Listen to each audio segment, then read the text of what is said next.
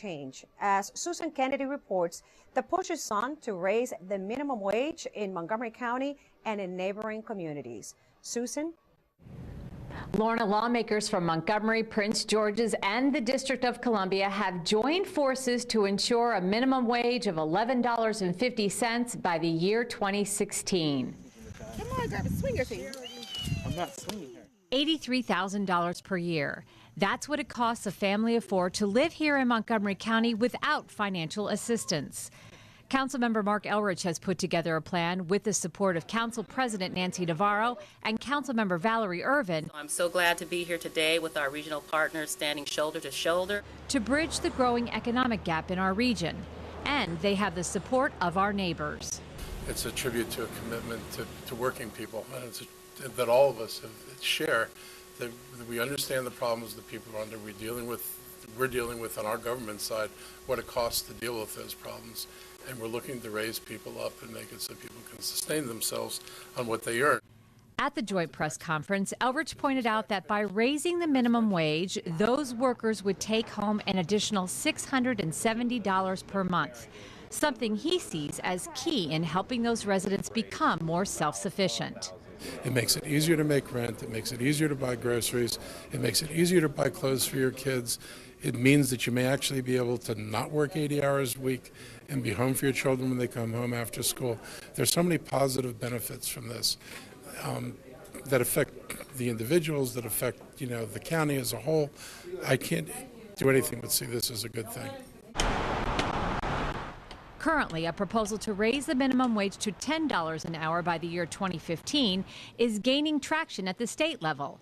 However, officials here say they can't wait. Now, we all know that we are living in a very, very expensive region, and we know that it requires a lot of money for a family to be able to make it on $7.25 an hour, and we think this is the only way out.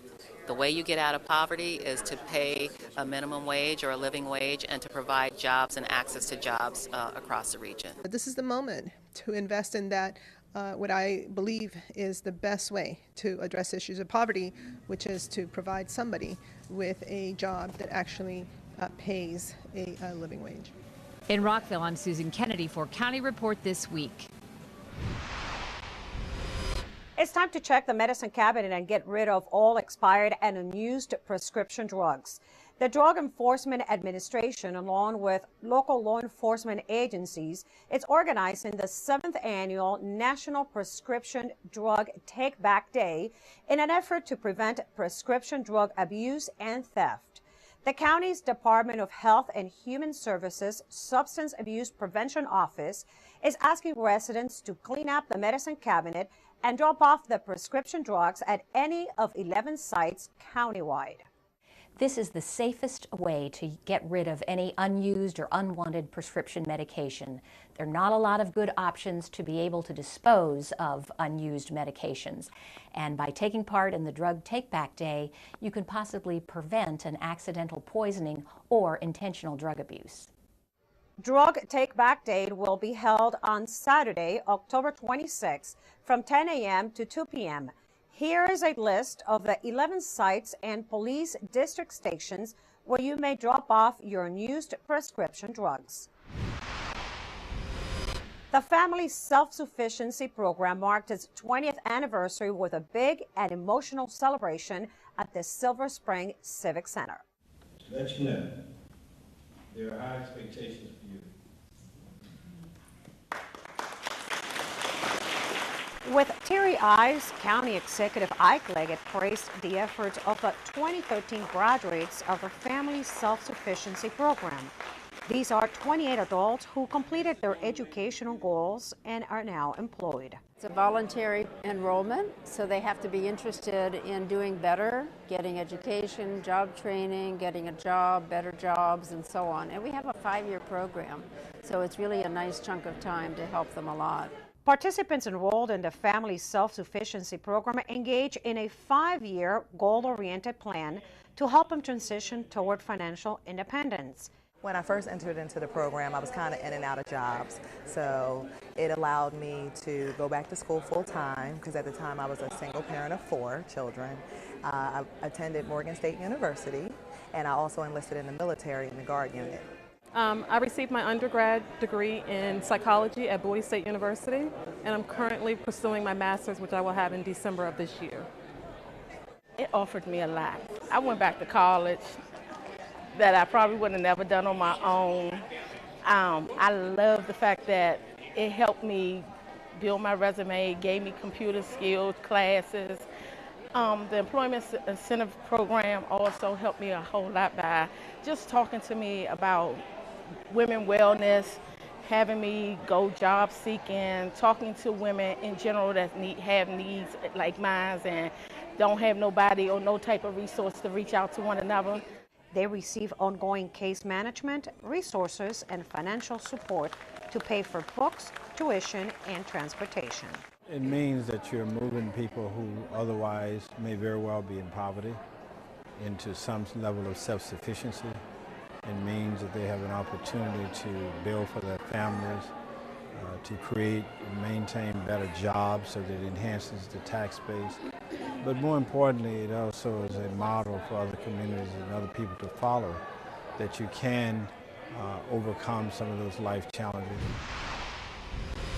Just hours before Congress would approve legislation to end the government shutdown, Montgomery County Executive Isaiah Leggett, along with District of Columbia Mayor Vincent Grade, Fairfax County Board of Supervisors Chairman Sharon Bulova, and Prince George's County Executive Russian Baker met to discuss the local impact of the shutdown and to find strategies to help local residents.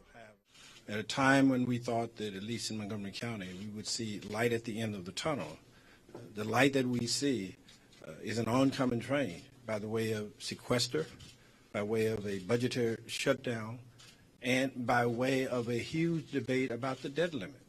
All of those things adversely affect all of our communities uniquely right now. The top 4 elected officials in metropolitan Washington's largest jurisdictions held a news conference pressing the federal government to end the shutdown, as it had a devastating impact on hundreds of thousands of federal employees and local businesses. Glen Echo Park lost more than $300,000 in revenue due to the federal government shutdown. County Executive Ike Leggett had called on the National Park Service to reopen Glen Echo Park. The park remained closed during the shutdown despite the fact that the cultural programs that take place there do not receive federal funds. Executive Leggett had given an ultimatum that if the park was not reopened, the county would have taken responsibility for the grounds maintenance and security.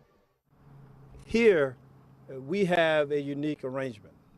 There is a partnership involved. There is little or no federal money impacted by the decision to shut the entire government down. You cannot have the kind of reaction across the country as it relates to other facilities and not look uniquely at what is happening here. The federal shutdown was resolved before the deadline granted to the National Park Service. The county needs your gently used coats. That's right. Winter season is fast approaching, and the county's recreation department is partnering up again with Interfaith Works to bring warmth to needy residents.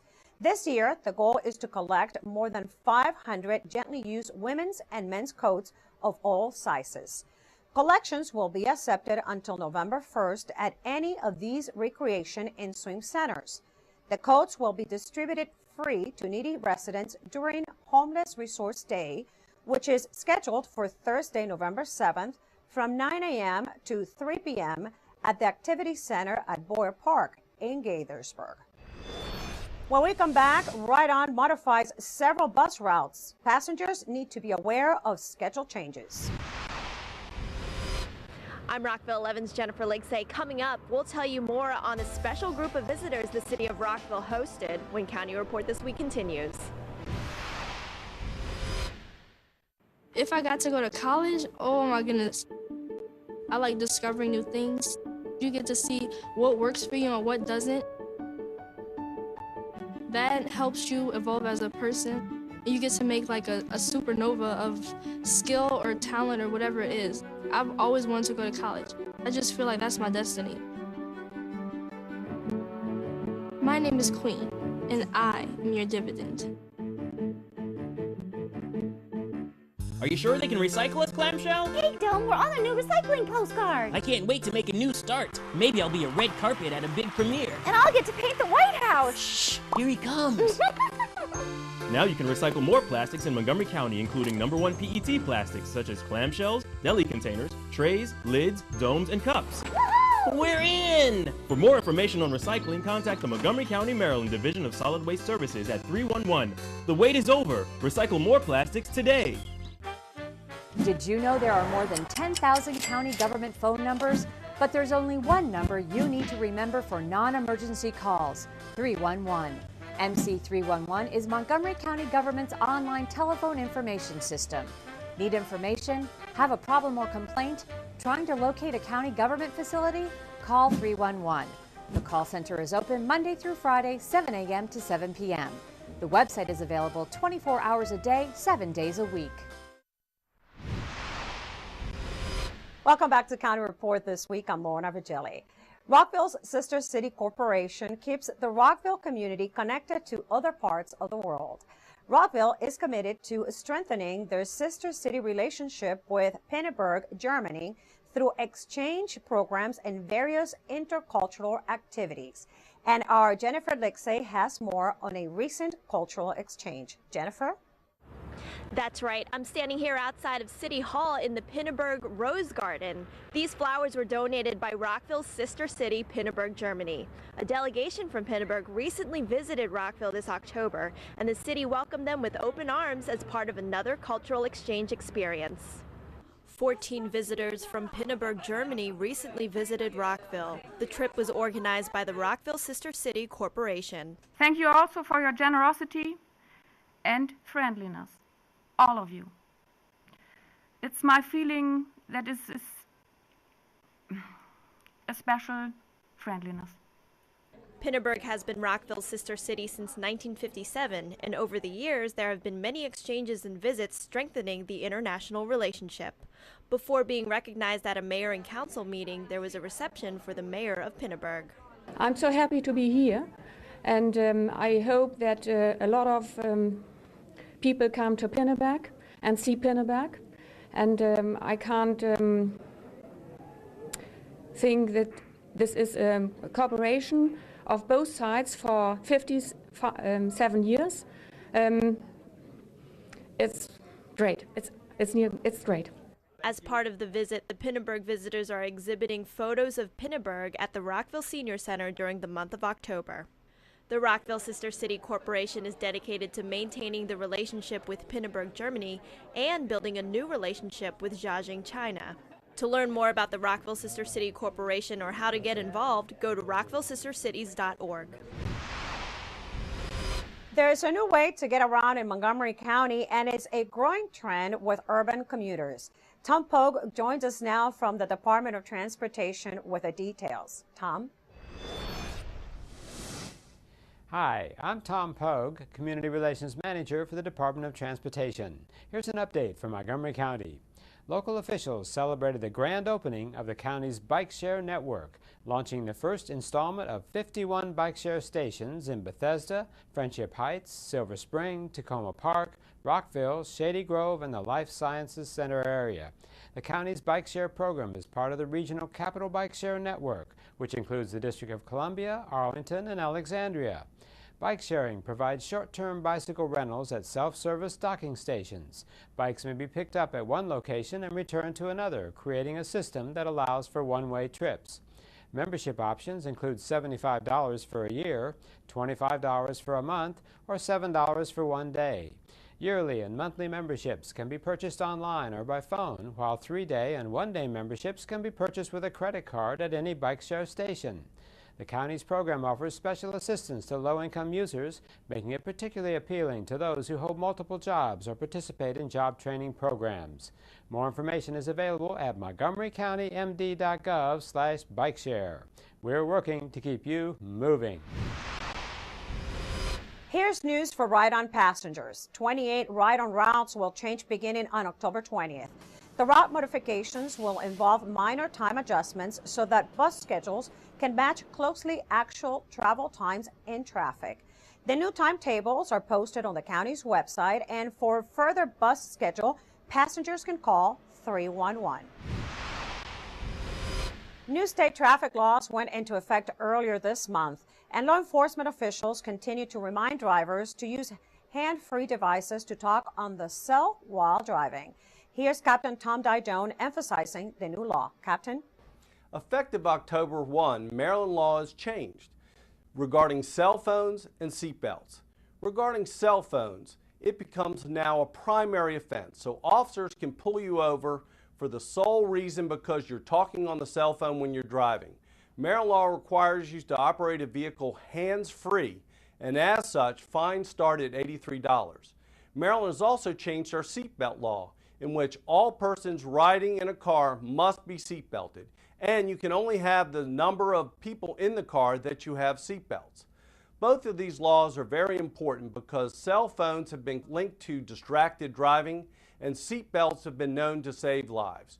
Officers will be out and have been conducting serious enforcement of these laws just to protect our citizens. It's critically important that you do talk without using your hands and you buckle up when you're driving on our roads.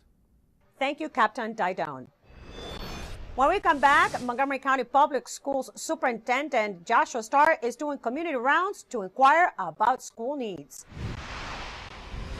And we get a progress report on one of Montgomery College's excellence programs. We'll be right back.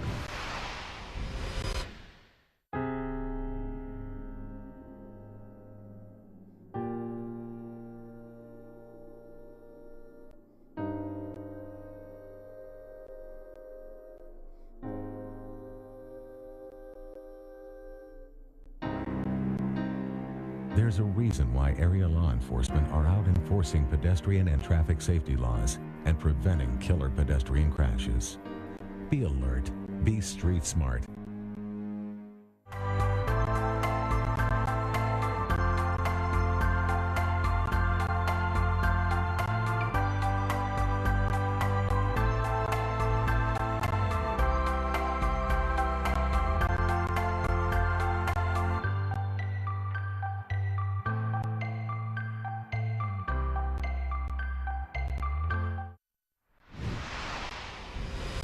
Welcome back to Counter Report this week. I'm Lorna Virgili. Montgomery College, MCPS, and the universities at Shady Grove joined forces last spring and created a program to help students succeed. The ACES program kicked off with the start of the new school year, and MCTV's Michael Brown has a report on how things are progressing. Last spring, ACES was unveiled in a special ceremony, but after the celebration, it was time to implement the program that aims to assist at-risk students. Karen Callender was named the director of the program at MC. We start in the 9th grade. MCPS identifies students, and they work with those students that have been identified for various reasons, and then they help those students make sure that they're successful in high school. Montgomery College then assigns an academic coach in the 11th and 12th grades, and we work with those students making sure that they're prepared to graduate high school ready for college. And then we help them transition into the college environment. There's an academic coach at Montgomery College if the students come here, and they work with the students to help those students be successful in college. And then the students are transitioned to the universities at Shady Grove if that's their choice. And there's also someone there to provide support. The program's only been up and running a short time, but it's already made a lot of progress. So we have 10 high schools. They're throughout the county. There are approximately, right now, I would say close to 900 students. We're still in the process of recruiting. The coaches are meeting the students, their parents and families. They're introducing the programs to them. They're assessing the students' educational needs, and then an individual plan is being created for each student. And it won't be long before ACES students start showing up on MC's campuses. We'll begin to see the first ACES students next fall, actually in the summer. There will be summer programs every summer for the students. You'll see the students on all of the campuses. And then fall 2014, students will begin to start classes here. Callender is really happy with the way the three partners have been working together on ACES. And despite the fact that the program only came to life in late August, I'm extremely pleased. I think to have recruited 900 students for a program within several months is absolutely amazing. The students are really interested in the program. They're participating. The coaches are extremely enthusiastic, and I think that the program has been well embraced by all of the schools. For County Report this week from Montgomery College, I'm Michael Brown. Superintendent Joshua Starr held his first of 4 community days. The all-day event gave Dr. Starr an opportunity to hear firsthand from MCPS staff and stakeholders. MCPS TV has the story. Superintendent Joshua Starr kicked off his community outreach events for the school year with a community day.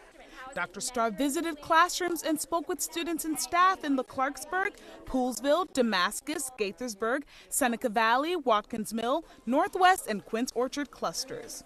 It's just so important to be in touch with the folks who are working with their kids on a daily basis and our families, and to understand what they want from the system. And I just always love talking to kids.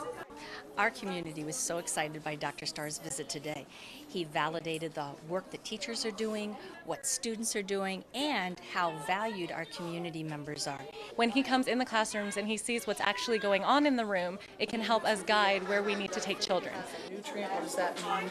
The community day concluded with a town hall meeting for parents and community members at Clarksburg High School. Parents asked questions on a range of topics, including Curriculum 2.0, gifted and talented programs, and school holidays. We're all stakeholders in our communities, in our schools, and in our children, whether we have children at the elementary, middle, or high school level. As a parent, I need to let the school system as a whole know that we're interested in what goes on, and we want to participate in the system. The next Community Day is scheduled for November 21st in the Montgomery Blair High School cluster of schools. The Gaithersburg Interim Library at Lake Forest Mall will be closing its doors on October 31st. Staff will begin moving materials to the newly renovated library in Montgomery Village Avenue.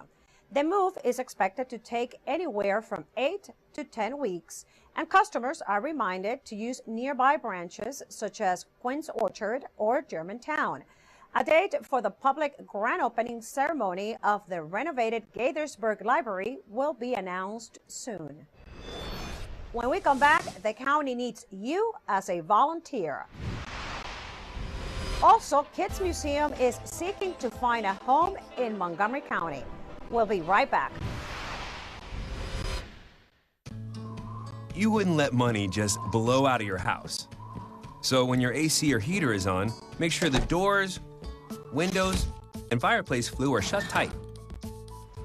If you're headed out, turn down the AC or lower the heat by 10 degrees. And always keep your water heater set at 120. A little bit of common sense goes a long way. Get more great tips at energysaver.gov.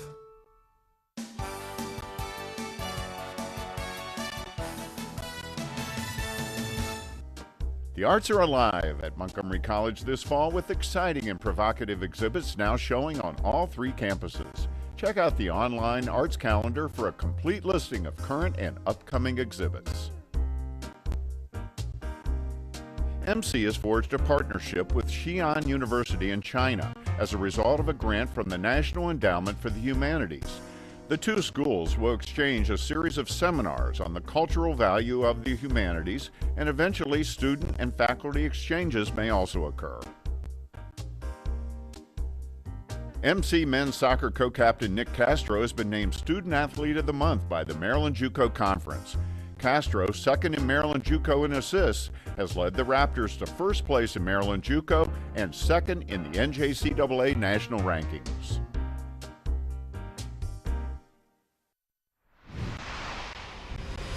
Welcome back to County Report this week. I'm Lorna Vigili. Whether you are already serving as a volunteer in an organization or you have never done any volunteer work, it's time to roll up the sleeves. The county's Volunteer Center is asking all residents to participate during the Community Service Day on October 26. In addition, many organizations are seeking volunteers to help complete projects during the week of October 20 through the 27th. There is an array of projects that range from packing after-school snacks to painting a homeless shelter. For volunteer opportunities, visit montgomeryserves.org. The weather is getting cooler and the leaves are changing colors and starting to fall. That's right, autumn is officially here. So let's go to Brookside Gardens for some inside tips to outdoor gardening during this fall. Hi, I'm Phil Normandy, Plant Collections Manager at Brookside Gardens here in Wheaton, Maryland.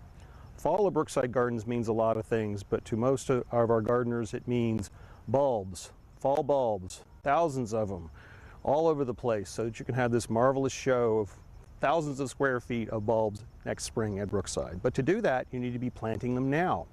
Here I have 3 types of commonly available bulbs you're likely to find in your own garden center. Let me show you how the proper way is to plant them. First of all, you have to plant them in the right direction, pointy side up. With any bulb, you want to plant it 3 times the diameter of the bulb in depth. So if you have a little bulb, you plant it shallow. If you have a big bulb, you plant it deep, like so. There's no need to stomp on the ground. There's no need to add fertilizer. There's no need to do anything. Bulbs are planted in the fall because they're going to grow roots throughout the fall in order to pump up that leaf and flower, which is already inside this bulb, ready for next spring. So enjoy planting your bulbs in this beautiful fall weather and hope for the best. Every week we bring you a pet that needs adoption in our Pet of the Week segment. Well, here is Bear, a male cat that needs a loving home. This is Kathy Stanhope with your Pet of the Week at the Montgomery County Humane Society, and we are here with the definitive Halloween kitty. This is Bear. He's just about a year old. He's a black cat, and we always have a hard time getting black cats adopted because people still believe they're bad luck, but this kitty is anything but bad luck. He is so loving, so affectionate, and as you can see, so gorgeous. He has medium to long black hair and these big green eyes, and he is just the most affectionate cat you ever want to meet. He likes people, he likes other cats, and he even likes dogs, I'm told. And he's just, as I said, sweet, sweet, sweet, and he needs to get out of these cages. He needs a home. Please look at Bear on the web at mchumane.org and all of the other cats and dogs that we have, and also give us a call for more information at 240-773-5967. We have so many animals here looking for homes, and we're doing a love ball at the end of the month in October, and tickets are still available. Also visit us at mchumane.org for more information about our love ball. It's a lot of fun, and it's an annual event, and it's a great fundraiser for our animals. Local leaders are supporting efforts to find a permanent home in Montgomery County for the Kids International Museum. Museum volunteers, with the help of county officials and local businesses, recently held a mini maker fair that attracted thousands of people of all ages to Silver Spring. At that successful event, local leaders applauded the museum's volunteers. We want to make certain that they have a permanent home here in Montgomery County so that events like this can continue to flourish, so that we can help build a network of activities, learning and otherwise, for our kids, which is our future, and we want to make certain that happens. The museum's backers are also helping co-host the county's World of Montgomery Festival in Wheaton. You can find out more about Kid Museum and its focus at kid-museum.org. Halloween is almost here, and for parents that are looking for safe and fun activities, may we suggest that you visit the county's Recreations website for a list of fun-filled activities for children and teens. Activities range from a harvest festival to a haunted house. For more information, visit montgomerycountymd.gov/rec or call 240-777-6840. And with that, we close this edition of County Report this week. Remember that we want to hear from you, and we invite you to join the Opinion Forum at engage.montgomerycountymd.gov. We also would like for you to like us on Facebook. Join us again at this time every week for a look at what's going on inside Montgomery County. I'm Lorna Virgili, and thank you for watching.